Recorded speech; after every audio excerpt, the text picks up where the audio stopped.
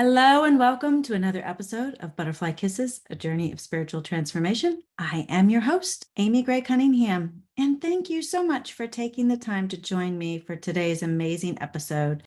In today's episode, I talk with Mary Welp, who has developed a meditation practice called RISE, which stands for Relax, Imagine, Suggest, and Empower. She will walk us through this amazing practice that she created and the benefits of meditation, physically, emotionally, and spiritually. She also covers what meditation really is, which is going within ourselves to heal and grow. It's truly a fascinating conversation, so please stay tuned. But I want to give you a sneak peek into this Wednesday's episode. I talk with Miss Megan Onan, who is the award-winning author of several books, but we discuss her newest book called Courage, Agreeing to Disagree is Not Enough.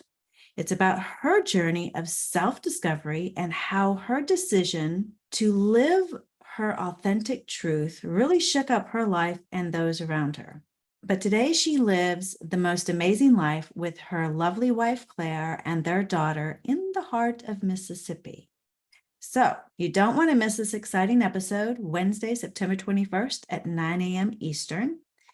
Also, if you haven't already, there are still a few spots left for my in-person workshop this weekend at the Sanctuary Imports called Accessing Your Digs, or Your Divine Inner Guidance System. I teach a simple, fun 7-step process to access what is your Akashic Records, but I call your digs. And by using your digs, you get to manifest, or you will manifest, the life you desire. So come and learn how to receive clear, precise direction that never fails from your divine inner guidance system. It's going to be a fabulous time. So go ahead and sign up. It starts at 2:30 today, and I'd love to see you there. The information for the workshop and the location and how to register and everything is provided in the show notes. So get your seat today before we start at 2:30 p.m. Eastern. Also, please don't forget to subscribe for this podcast, Butterfly Kisses, on Apple or whatever app you use to listen to it on. And also follow me on Facebook, Instagram, Twitter, LinkedIn, YouTube, and TikTok. All the links are provided in the show notes for you. And also, please subscribe to my weekly newsletter. This way you won't miss it when a new episode is available. You can find the sign up at butterflykissespodcast.com. And if you like what you hear today on Butterfly Kisses, please leave us a review. 5 stars would be awesome, but leave what you are intuitively guided to do so. And also, please share it with your family and friends. Because like I say, the more we can inspire others to share and shine their light, the more of an impact we will make on the world as a collective. So now please help me welcome Miss Mary Welp. Hello, everyone, and welcome to another episode of Butterfly Kisses. Please help me welcome Miss Mary Welp to our show today. Hi, Mary. Hi, Amy. Hi, Amy. Thank you so much for the invitation. I'm always excited to share my latest passion. Well, thank you for joining us. So please tell us, how did you get involved in meditation meets hypnosis? What is all of that about? Right. Well, I've been in private practice, as you said, for over 20 years. And when the pandemic came, my office closed. And it really felt like a time of rebirth for me. It felt like, okay, this is an opportunity for me to shut down and start something new, which the office was doing anyway. So I started thinking about how I could spread what I've been doing with clients one-on-one in group. And I got some friends together and practiced the RISE Hypnotic Meditation with them. It went really well. And this was in the winter of 2021. So I've just been doing this for a little over a year, but I travel and teach RISE as a 3-hour workshop to help people use self-hypnosis as a meditation practice. So meditation has so many great benefits by itself, but then when you actually target something and work to move energy or to shift something in your life, that's when it becomes really powerful. And so I'm encouraging people to do it as a meditation practice. And some days we have big energies we want to move and we want to shift and we want to deal with. And other days we just want a little peace. We just want things to be smooth. We just want, it doesn't have to be a big self-reflection day. It just has to be a day where we have some self-care and some self-compassion. So it's good practice for that too. How do you shift the energy? By visualizing it, imagining it as something. So for example, the simple one I like to use is anger. If you are dealing with anger and you'd like to lessen that in your life, envisioning that as a big red ball of flame, putting it in water of some type, giving it back to nature, seeing it turn blue, seeing steam rise up and seeing that energy shift and change, and then feeling the results of that in your body. So RISE is an acronym for the 4 steps of the process. What you're asking me about is the 3rd step, which is S for suggest. So you can visualize that energy that you want to shift in a lot of different ways. You can view it as a story, and I have a few story examples. So metaphor, you'd be using it as metaphor, or also the contingent suggestion. If I used to behave this way, or if I used to react this way before, now I'm going to react that way. So you're giving yourself something to replace that energy for in the subconscious. So it's important to not just move energy, but replace it with something more positive, because you kind of leave a vacancy there. If you've always reacted out of anger and that's your go-to, then what are you going to do instead of? You still need something, a way of reacting to people. You still need that tool for something. So it's shifting it to something else that's, again, more beneficial. So for example, if you're biting your nails to help with your stress and maintaining your stress levels, if you just stop biting your nails, but you don't deal with the stress and have some other outlet for the stress, it's just going to manifest in some other way. You're going to pick up some other weird bad habit to work out that anxiety and that stress. So if you can think of a way to do it productively,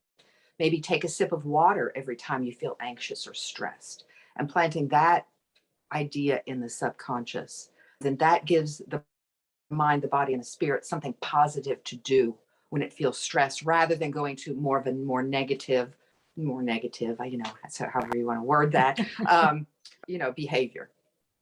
Why do you think we pick up the more negative behavior instead of something more positive to begin with? It's easy. And our brains are wired. Our brain's main job is to keep us safe. That's what it's wired to do. And that's why we judge all the time. Our brain, when we walk in a room, is judging that room and every aspect of that room and the people in it to keep us safe. So it's really reminding our spirit and our soul and our minds that we're safe. It's okay for me to be comfortable. It's okay for me not to judge here. It's okay for me to accept everybody in the room just as they are. I'm okay. But until we realize why we're thinking the way we think, and start to pick up on some of those patterns and realize where the dysfunction is, where it's not helping us, but it's actually holding us back. So recognizing it is the most important part. Where do some of these patterns start from? Yeah, I think imprints are a big one. I think we see our parents or whoever raised us and how they deal with situations when we're young. There's a funny story about a woman who's making a ham, and she cuts off the 2 ends of the ham, wraps it in foil, and puts it in the oven. And her husband says, "Why did you cut off the 2 ends of the ham before you baked it?" She said, "I don't know. That's how my mother always did it." So she goes back to her mother and says, "Mom, why do we cut off the ends of the ham before we bake it and put it in the oven?" She said, "Well, that's how my mother always did it." So she goes back to her grandmother and says, "Granny, why do we cut the ends off the ham before we bake it in the oven?" And the granny says, "Well, that's the size that my oven was." So we do it in so many little ways like that. We even how we, behave, how we talk, how we drink, how we walk. And some of them, it doesn't matter. Some things, it doesn't really matter that we're mimicking how it was done, because it's not a problem. It's not a Mhm. block. It's not. But then there's other times where it is, where you realize you're losing a half a pound of ham that you really, that you're throwing away, or whatever you're doing with that other ham that you could be using, and you see the dysfunction of that pattern, then you can shift it. So it happens in a lot of weird, subtle ways. But when we are under stress and someone tells us something, someone says something judgmental, about us, it has a way of going deeper and we take it in more personally, and it has a way of reverberating deeply in us. Times of stress, or when someone of authority tells us as well, that a lot of times that we take on more seriously, depending upon who says it. Oprah says something, we probably take that with a different grain of salt than we do some guy in the grocery store line, just by the nature of who they are. Very true. Oprah says it, and but it's gold, right? It's gold. Yeah. Yeah. Yep. And maybe it is, and maybe it isn't. So I think having kind of a self-reflective eye and saying, and not only looking where the negative patterns are, but also where the productive patterns are, and saying, yeah, I want to do more of that. When I do that, that feels really good. When I compliment someone else, that makes me feel good. So I'm going to start complimenting people more, or whatever, however that shows up for you. But again, I think just looking at where your energy is going. Where are you getting stuck? I think, and looking at the patterns and where that comes from. And you don't always have to know that. We don't always know why we do something. And you don't have to name it. You don't have to know. But I think it's having that intention to move it that allows the energy to move. You say, okay, I'm done. You can go. It really will move rather quickly. Intention is right. 99% of the battle. Energy flows where intention goes. Yes. So how did you come up with RISE?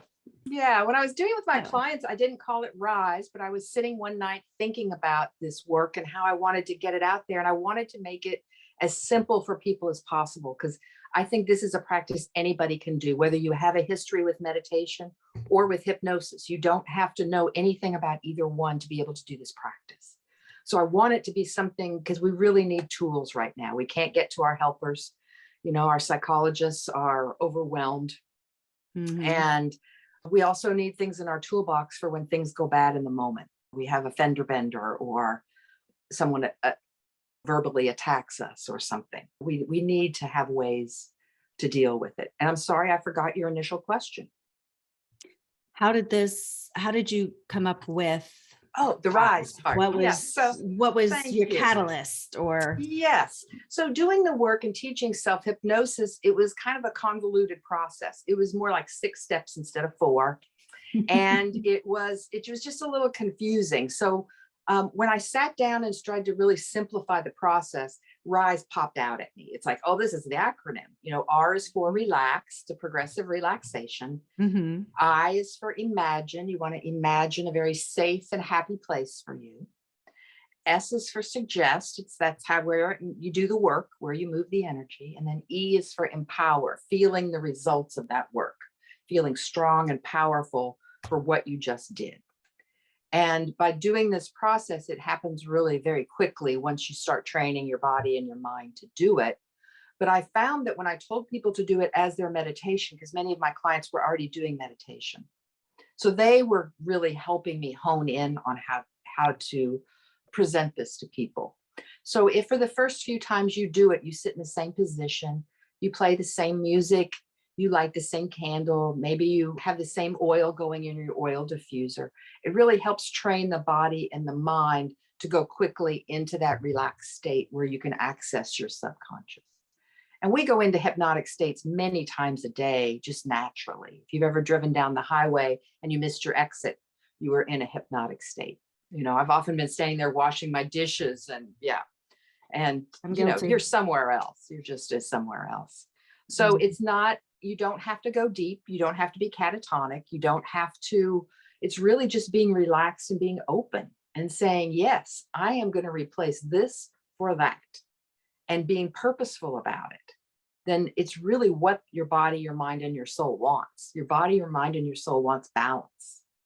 So however you are doing your work, you're offering this balance that your subconscious is going to take you up on that offer, because it knows what's not helping you. It knows where you're getting stuck.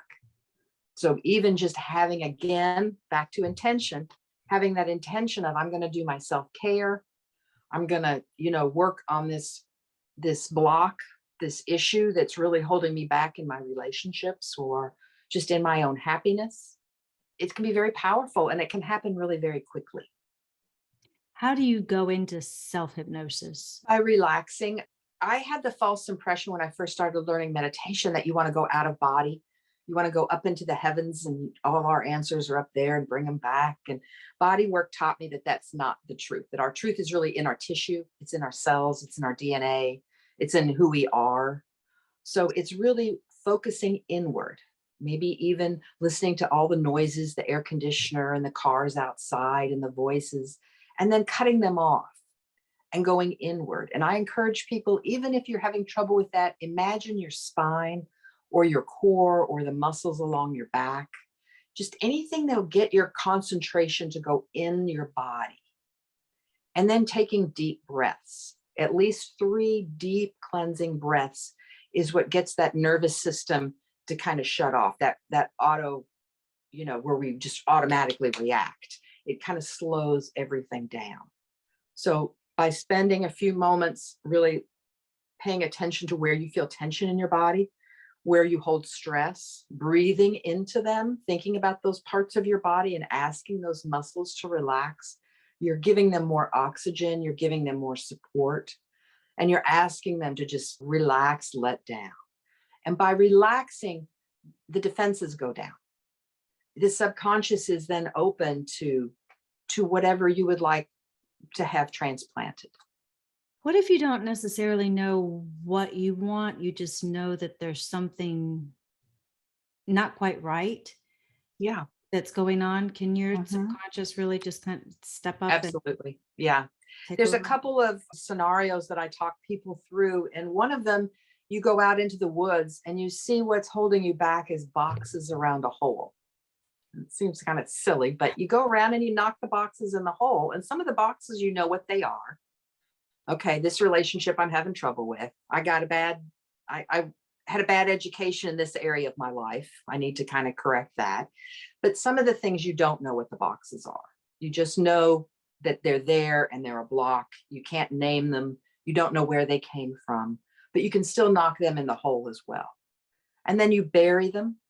And then you stand on top of that mound of dirt in that superhero pose, which Harvard and Columbia both universities both did studies on, that if you stand in that pose or any powerful pose like mountain or warriors, that you decrease your cortisol by 25% and you increase your testosterone by 8%. So you're actually causing a physical chemical change in your body of power. You're bringing power in. So it's feeling your own power and that what you can do when you really put your mind to take control of your life. Because sometimes we just let life kind of push us around, just floating down that river, and other people's expectations and other people's wants and desires are kind of moving us rather than us standing firmly in who we are and enjoying that and living our best life. It's kind of funny. Grey's Anatomy. Yeah, yeah. I don't know if you watch Grey's Anatomy or Yeah, not, I but love there's that. one character on there when she gets really nervous, she stands in the superhero pose and Oh, that's so great. Yeah. before any like tough surgeries or whatever on Grey's Anatomy. But But that came from fact, yeah, that came from true scientific data that's been collected that proves that. I think we should use it. The other thing I really like is that whenever we shift something, I like to remind people that we're going to be tested. If you say, okay, I'm not going to eat that anymore, that makes me feel sick. I know it's not good for me. I'm not doing that anymore. The next thing you know, it's going to start popping up around you all the time. oh yes. So what life tests us and says, okay, are you really ready to give that up? Is this really what you want? So it's really being defiant and being strong in who we are. And I love the superhero pose, especially Wonder Woman, because she's got those great gold bands on her wrists. Yeah, when that comes back up. Yeah, fight it back off, push it back away, push that energy back off.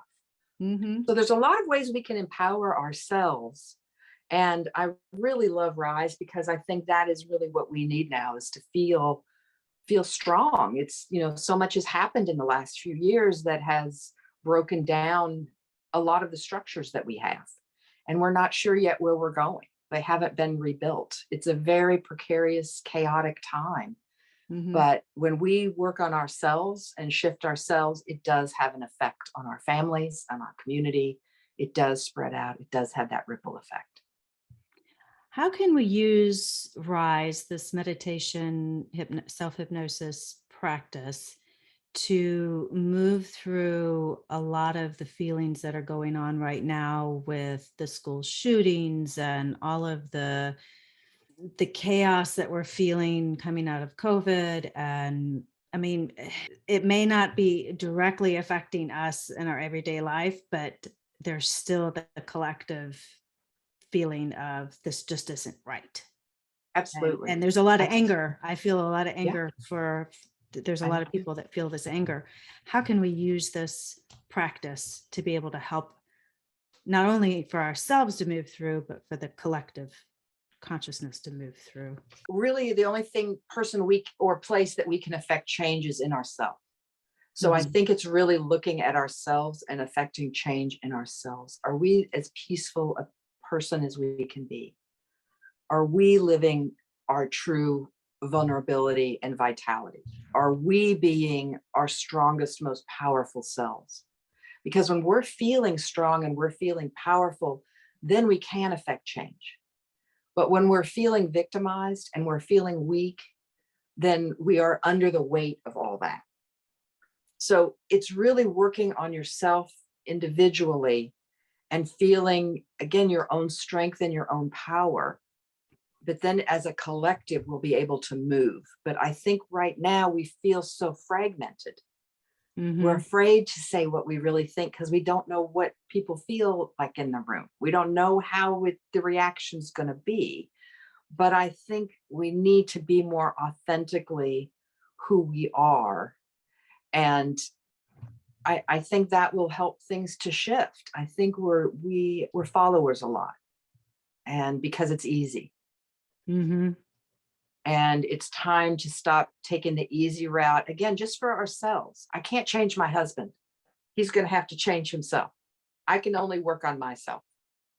But I have noticed that when I'm happier and when I'm more settled and when I'm more peaceful, so is he. So it does have this ripple effect. Have you ever seen the energy balls? Yes. But can you Yeah. explain it for those who don't know about what the energy Can I balls are? show you one real quick? Oh, I love to. Yes.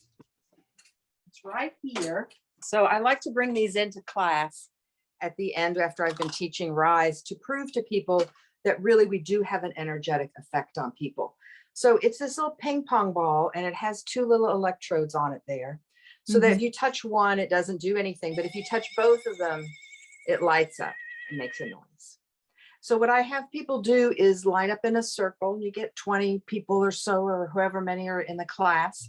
And I touch one end and you have someone else touch the other end. And then everybody holds hands, or really you just touch somewhere on their skin and the ball will light up again. And then if the chain is broken anywhere among those 20 people, it will stop buzzing because that chain of electricity is broken. So we do really affect each other energetically. We are electric beings that we are fulfilling a circuit in each other. So we need all our differences. We're all different people. We're wired differently. We react differently. We need all that. But we have to be authentically us to fill in, because we have a puzzle piece to fill in with that puzzle. So we have to be authentically who we are to be our piece of the puzzle to make it everything complete. And really, that's all we can do, is be our piece of the puzzle as authentically, as peaceful, as happy, as well adjusted as we can be. Isn't that just But I amazing? love these things. I Oh, I just love think those that's things. so Yeah. powerful. And I think when you can give an example and show people, it's so much more powerful.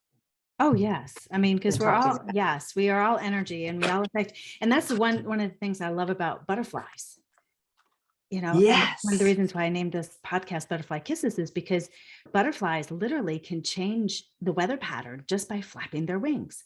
On I one didn't know side, that. yes, they can change the weather pattern on one side of the world just by flapping their wings.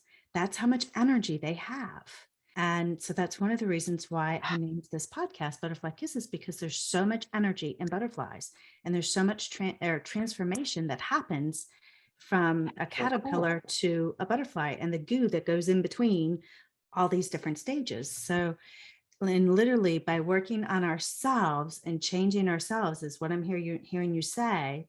By changing ourselves and becoming our authentic self, we are literally helping to change the collective in this circle by being Absolutely. who we are meant to be, by being who Abs- we are and yes. standing in the circle Yeah.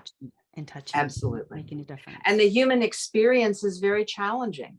Oh, It's good gracious, very, yes. so there's a lot of self-compassion and self-care needed in that formula.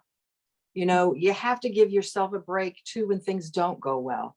I use Rise now every day at the end of the day. And I like to kind of clear the hard drive, clean out my email box, and look at the day and what went well, really congratulate myself for and say, good job, and bolster myself. And then where I put my foot in my mouth, or if I hurt someone's feelings or I said something incorrectly, give myself some compassion for that and say, tomorrow I'll be better.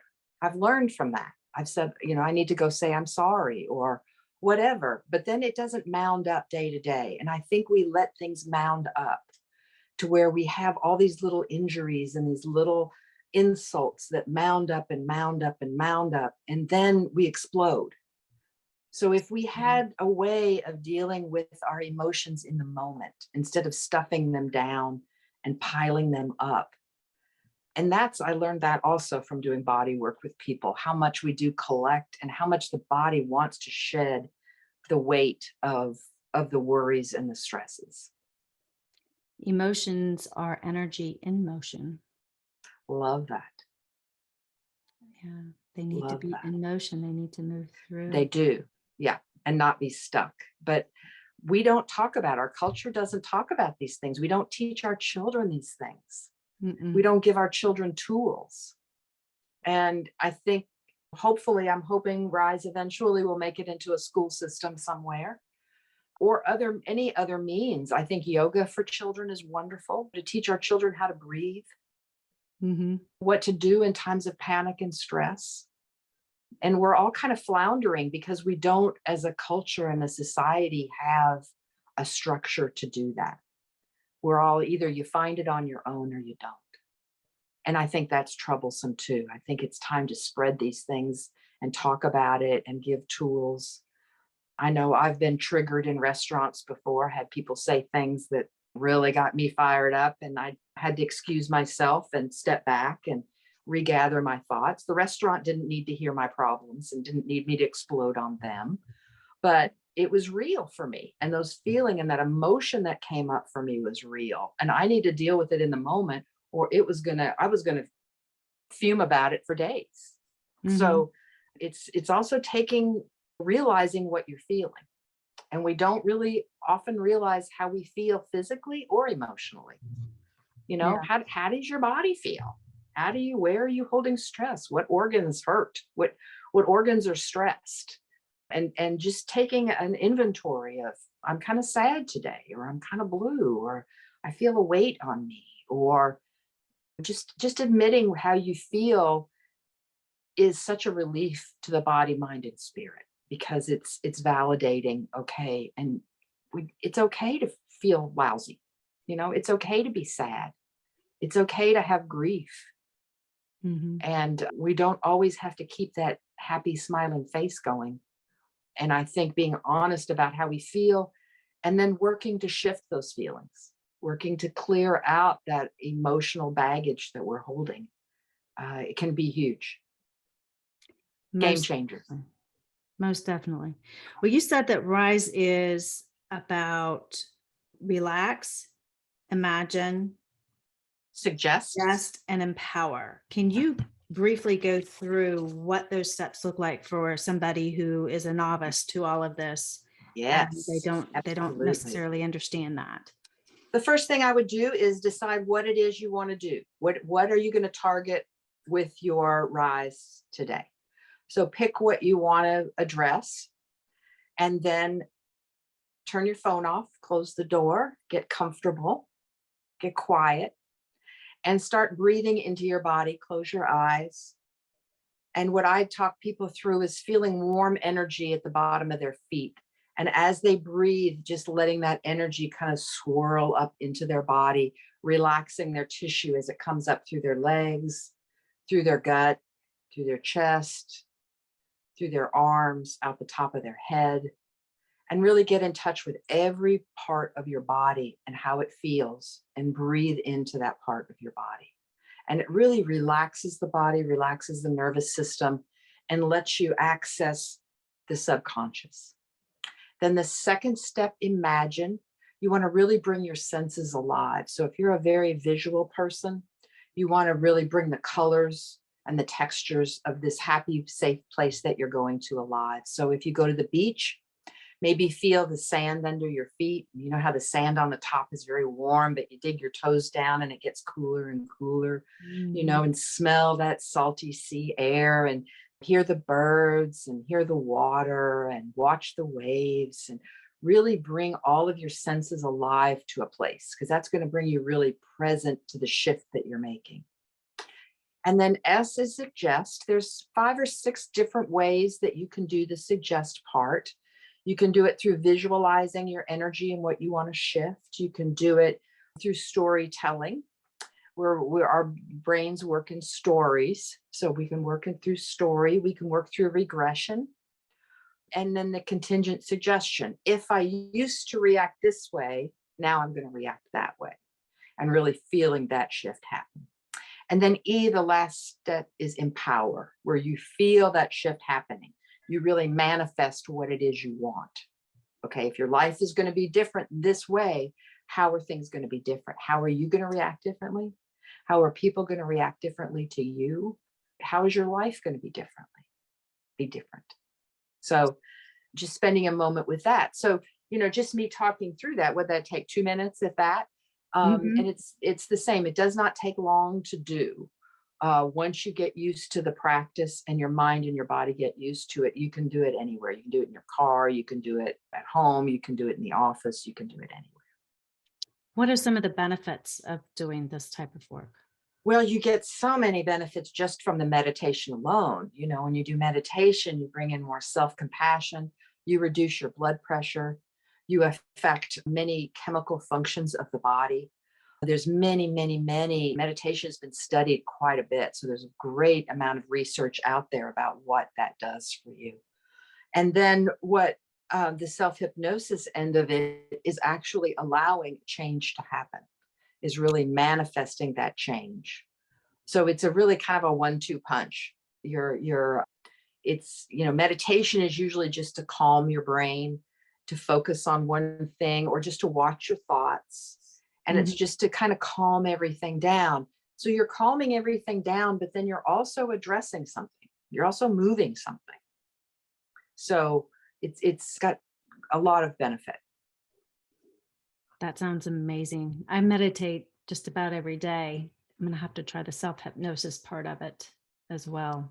Please, I do have the book. It's 90 pages, real short. People don't have time to read, but I also put it all out, all the words out in a book form, because we can't all get to workshops, and I want to spread this as quickly and as thoroughly as I can. So, and if anybody, go ahead. Do you have like meditations on YouTube or on your website? I do. Yeah, they're on YouTube and they're also on my website. I have RISE for Patience, RISE for Peace, RISE for Guilt. I think there's a couple others. And then also I explain why it works, what we're doing here with the conscious and the subconscious, and why RISE works. And there's also where I'm speaking and things like that, where I'm teaching. Where do you teach and speak at? Anywhere I'm invited. Last weekend, I was at a yoga festival and at Mind Fest here in Louisville. We had a mental health gathering. Louisville's been through a lot the last few years. This is the home of Breonna Taylor. Yeah. So we've been through a lot as a community. So mental health is big in our thoughts here. So that was a wonderful gathering where I got to share RISE. I teach quite a bit in yoga studios, but really in mental health centers, I've been to quite a few, but really anywhere I'm invited. I love to travel. So I use that as an excuse to take a little vacation and go meet people and visit them. I've got the opportunity to go to Whitefish, Montana last summer and teach. And then on the coast of the Carolinas, there's a couple of yoga studios there that invite me back. Yay! So really anywhere I can. And then I hope to get a virtual class out soon, as well as teaching teachers. So I'd like to teach people so that they can keep it going in their community and help other people as it starts to spread. So in September, I'm going to teach that virtually, probably be a couple of Sundays, and get a certification program going so that I can support my teachers too. That would be wonderful. I think teaching teachers is going to be excellent. Excellent idea. Excellent. So where can people find you? The website's the best place, or Instagram. RISE Hypnotic Meditation for both. It's www.risehypnoticmeditation.com or RISE Hypnotic Meditation under Instagram. And so I do post there probably once a week or so. But through the website, you can see what I'm doing more, and then also contact me, and then we can keep going. I put out a monthly newsletter. I also do a free guided meditation monthly on Meetup. So if anyone is interested in looking up RISE on Meetup, I think the next one is June 7th, but I lead a half-hour guided meditation for peace. And we're going to address it in all different ways, peace physically, peace emotionally, peace in our world, peace in our hearts. Right now we can definitely use more peace around here. So definitely. Yeah. What is one key takeaway that you would like everyone to take away from this conversation? I guess the main thing is that tension in your body is who you think you should be, and relaxation is really who you are. So pay attention to when your body is not relaxed and when you are feeling tense. What's going on? Where's that tension coming from? Is it coming from externally or from internally? How can you be more authentically you? Because when you really are authentically you, you're relaxed, you're at peace. Because you don't have anything to prove, you don't have anything to be, you're just there. That is beautifully said. I love it. Thank you. Well, one last question for you. If you had an opportunity to speak with anybody, whether that person be alive or on the other side of the veil, and you could speak with them for an hour and ask them anything, any question, who would that be and what would you talk about for an hour? He would be the Dalai Lama. I have seen him speak a number of times. He's my favorite spiritual leader. He's so funny. Yeah. He laughs at himself. I'd never met someone, a spiritual guru, who was so funny and so lighthearted. And it made me think about spirituality in a completely different way. It really humanized the experience for me. And I would love to talk to him about that and about suffering. We cause a lot of suffering for ourselves. And I think it's time we start looking at that and relieving some of our own pain. Because when we are upset or when we're in discomfort, we look for a problem outside of ourselves. If the world would change, I could be happy. Where that's not really how it works. It's really about looking at yourself and being authentic and stripping down the layers that's been put upon us. So very true. So very true. Well, Mary, thank you so much for joining me today. I have so enjoyed having this conversation and talking with you and learning more about RISE. And I am definitely going to check out some of your meditations. And when you're on the coast of the Carolinas again, I hope that I get to see you, because I love going to the coast. Well, thank you, Amy. It was great to talk to you. And again, I really appreciate the opportunity. Thank you. It's been fun. Thank you for joining me on another episode of Butterfly Kisses, a journey of spiritual transformation. If you like what you've heard, please subscribe by hitting the subscribe button. This way you won't miss it when a new episode is released. Also, if you're interested in learning more about Akashic Record readings, you can schedule a free 15-minute consultation with me by visiting my website at amygray-cunningham.com.